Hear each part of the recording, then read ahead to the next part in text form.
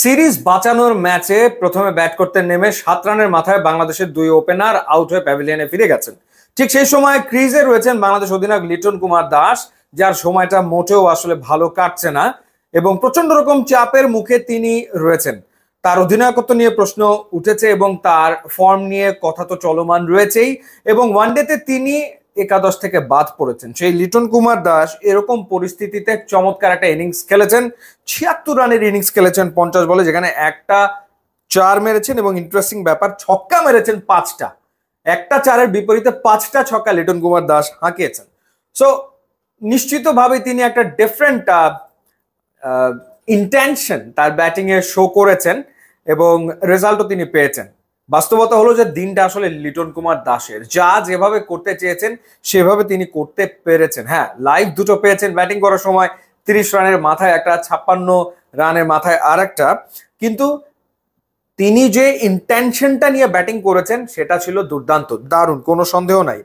তাওহিদ হৃদয় হ্যাঁ টি20 উপযোগী ব্যাটিং করতে না পারলেও বলা যায় যে ওই সময়ে তার ওই ইনিংসটা গুরুত্বপূর্ণ ছিল। 25 বলে তিনি 31 রান করেছেন, আর বাকি কাজটা ব্যাটিং এ করেছেন শামীম হোসেন পাটোয়ারি।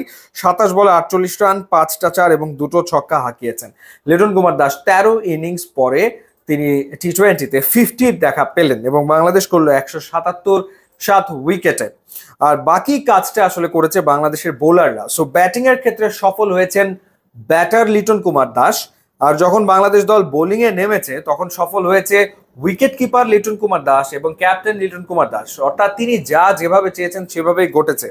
দারুণ দুটো স্ট্যাম্পিং লিটন কুমার দাস করেছেন, দুটো ক্যাচ তিনি নিয়েছেন এবং যেভাবে করে বোলারদেরকে রোটেট করেছেন, বোলাররা সবাই সাকসেসফুল হয়েছে, সবাই উইকেট পেয়েছে।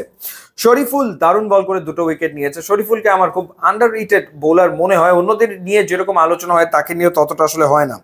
Saifuddin picked up 2 wickets. Mustafizur 3 over বল করে 14 রানে একটা উইকেট নিয়েছেন। রিশাদ হোসেন 3 উইকেট নিয়েছেন এবং মেহেদী হাসান মিরাজ নিয়েছেন একটা উইকেট। সো শরীফুল চান্স পেয়েছেন এই ম্যাচে, তাসকিন নেই, সে কারণে তিনি খেলেছেন এবং তিনি দারুণ বল করেছেন, 2টো উইকেট নিয়েছেন এবং মুস্তাফিজকে ফিরিয়ে আনা হয়েছে এই ম্যাচে আরো একবার এবং নাইমকে ড্রপ করা হয়েছে, নাইমকে এই ম্যাচে খেলানো হয়নি। সো বাংলাদেশ পেয়েছে বিরাট জয়, শ্রীলঙ্কা গুটিয়েছে 94 রানে, অর্থাৎ 83 রানের জয়।